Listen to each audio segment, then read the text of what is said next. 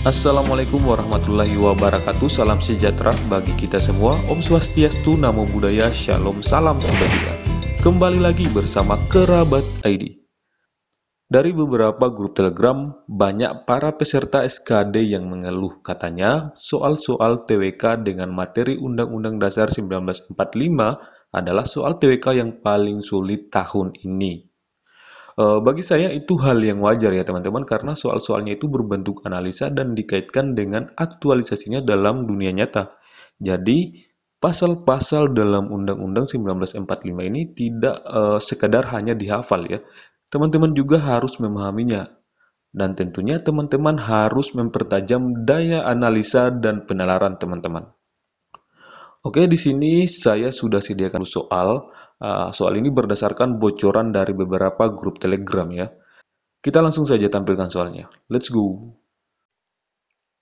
Kita mulai dari soal yang pertama ya teman-teman. UUD 1945 adalah Konstitusi Republik Indonesia yang disahkan oleh PPKI pada tanggal 18 Agustus 1945 yang terdiri dari 3 bagian, yaitu pembukaan, batang tubuh, dan penjelasan. Meskipun ketiga bagian tersebut merupakan satu kesatuan, namun kedudukan bagian pembukaan setingkat lebih tinggi dari bagian-bagian yang lainnya. Hal ini disebabkan oleh beberapa alasan, salah satu diantaranya yaitu bla bla bla. Mari kita lihat pilihan jawabannya teman-teman. Pilihan jawaban A, merupakan kumpulan prinsip yang mengatur kekuasaan pemerintah, hak rakyat, dan hubungan di antara keduanya. Ini bukan ya teman-teman, karena ini merupakan kedudukan dari undang-undang. Kemudian pilihan jawaban B, merupakan pasal utama dalam perumusan pasal-pasal UUD 1945. Ini juga bukan ya teman-teman, karena pembukaan UUD 1945 ini bukan masuk kategori pasal ya. Dia merupakan bagian tersendiri juga, seperti yang telah dijelaskan pada soal ya. Kemudian pilihan jawaban C menjadi acuan atau pedoman dalam perumusan pasal-pasal UUD 1945. Nah, ini yang benar ya teman-teman, namun coba kita simpan dulu dan kita lihat pilihan jawaban selanjutnya. Pilihan jawaban D menjadi acuan atau pedoman dalam perumusan butir-butir Pancasila. Nah, ini bukan juga ya teman-teman, ini adalah pernyataan yang keliru. Kemudian, pilihan jawaban E tidak pernah dilakukan perubahan atau amandemen. Ini juga bukan merupakan alasan yang menyebabkan kedudukan bagian pembukaan itu setingkat lebih tinggi dari bagian-bagian yang lainnya. Jadi, jawaban yang paling tepat adalah pilihan jawaban C. Pembukaan Undang-Undang 1945 itu merupakan norma fundamental negara ya, pokok kaidah fundamental negara, sehingga menjadi acuan dalam perumusan pasal-pasal UUD 1945 dan norma-norma hukum di bawahnya. Jadi, meski keempat bagian UUD 1945 merupakan satu kesatuan, kedudukan bagian pembukaan setingkat lebih tinggi dari pasal-pasal batang tubuh karena 3 alasan ya teman-teman. Yang pertama, mengandung jiwa proklamasi kemerdekaan 17 Agustus 1945 dan suasana kerohanian dari terbentuknya negara RI.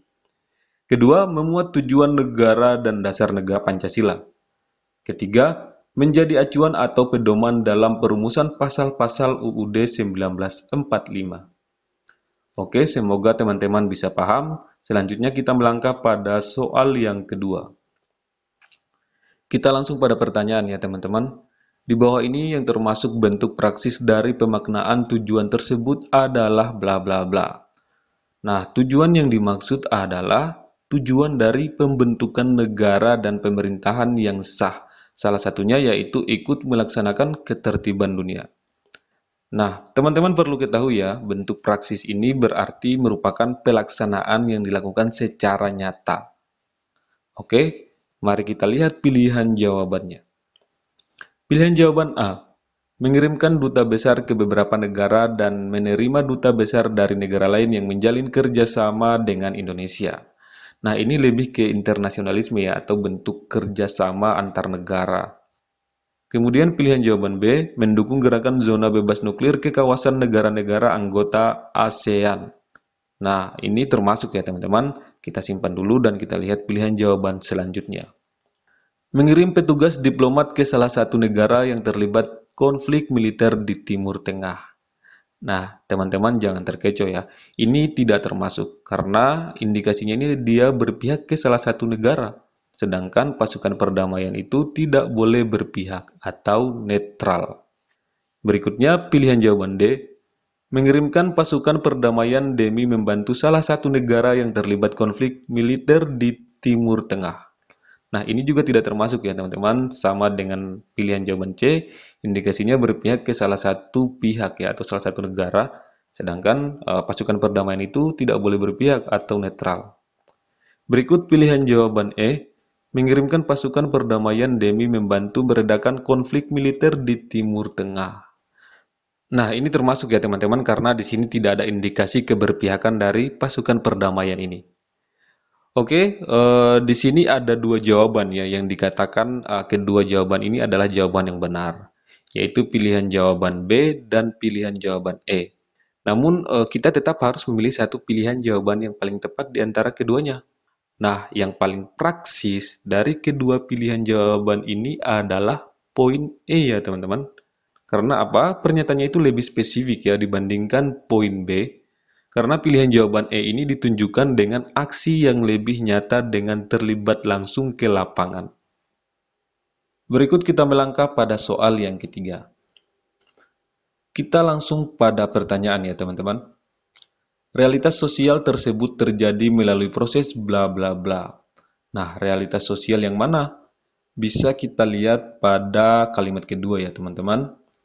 Dalam perkembangannya di dalam kehidupan masyarakat, kerap kali budaya bangsa kita dihadapkan dengan unsur dari suatu kebudayaan asing.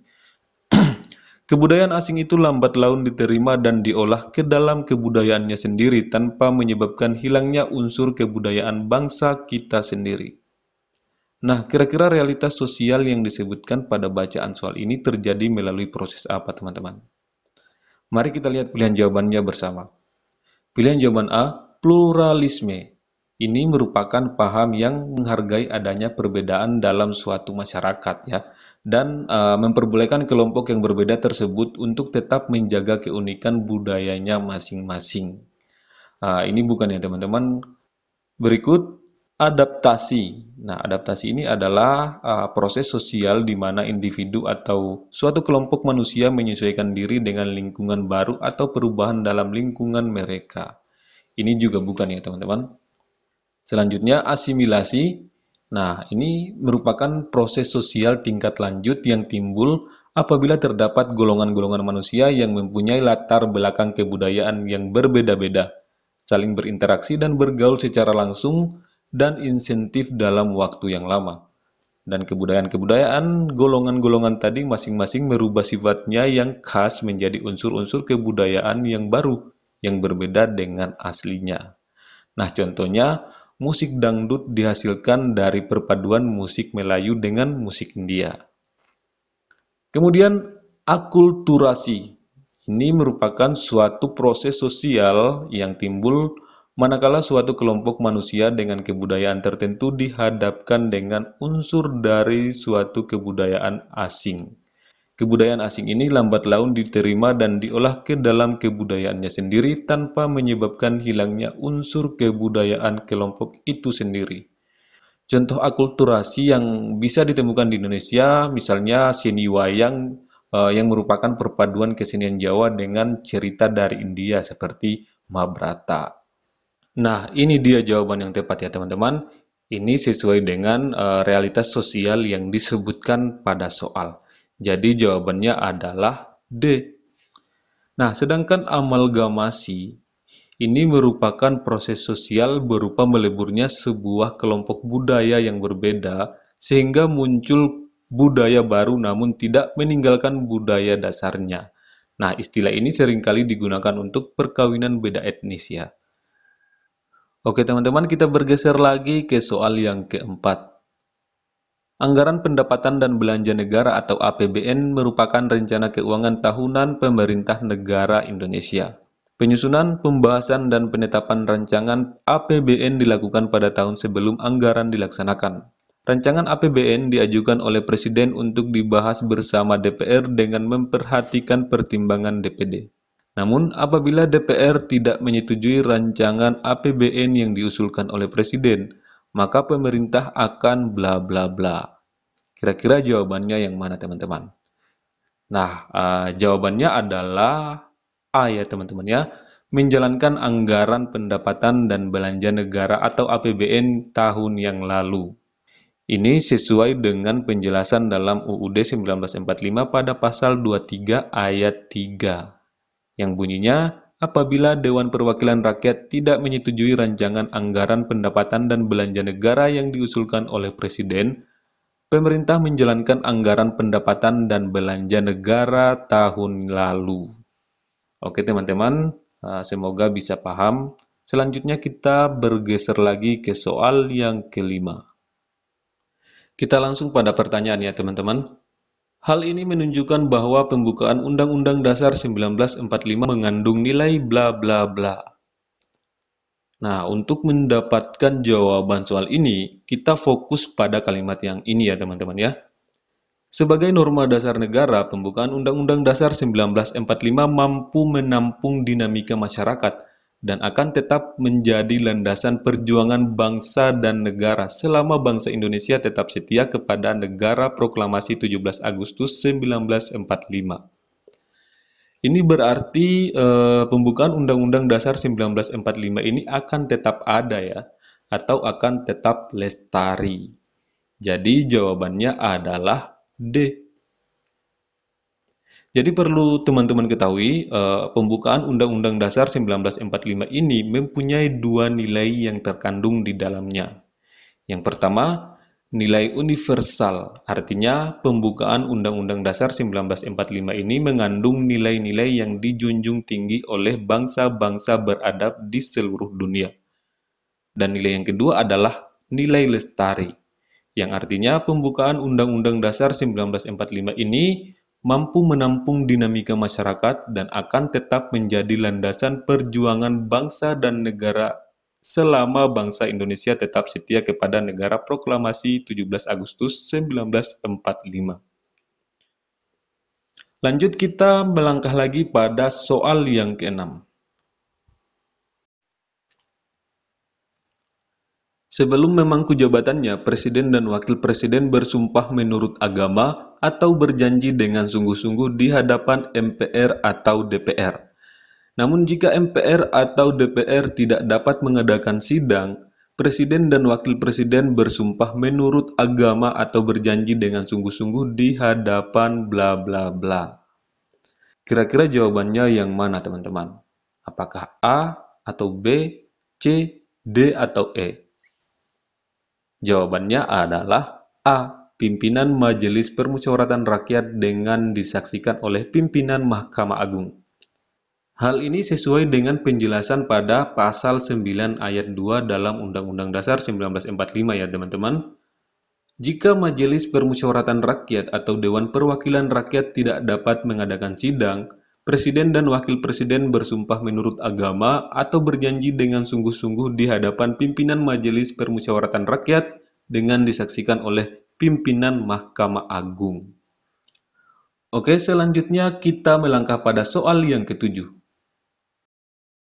UUD 1945 adalah hukum dasar atau konstitusi yang tertulis yang merupakan peraturan negara tertinggi dalam tata urutan peraturan perundang-undangan yang berlaku di Indonesia. Sebagai hukum dasar, Undang-Undang Dasar 1945 mempunyai fungsi sebagai alat kontrol, artinya bla bla bla. Nah, fungsi kontrol Undang-Undang Dasar 1945 ini berarti fungsi yang digunakan untuk mengontrol atau mengawasi. Mengawasi apa? Mengawasi norma-norma hukum, baik itu undang-undang, peraturan pemerintah, peraturan presiden, peraturan pemerintah daerah, dan seterusnya. Apakah peraturan-peraturan tersebut sudah sesuai dengan ketentuan dalam Undang-Undang Dasar 1945? Jadi jawabannya adalah B ya teman-teman. Mengecek apakah norma hukum yang lebih rendah sesuai dengan ketentuan Undang-Undang Dasar 1945. Teman-teman jangan terkecoh ya dengan pilihan jawaban C ya. Perlu diingat, Undang-Undang Dasar 1945 adalah hukum dasar yang tertulis yang merupakan peraturan negara tertinggi yang berlaku di Indonesia. Jadi dia menjadi acuan terhadap peraturan-peraturan yang lainnya ya, yang ada di bawahnya. Baik teman-teman, semoga teman-teman bisa paham dan semoga teman-teman bisa kembangkan lagi contoh-contoh soal ini ke soal-soal yang tingkatan kesulitannya lebih tinggi lagi. Demikian, semoga bermanfaat dan sampai jumpa di video-video selanjutnya.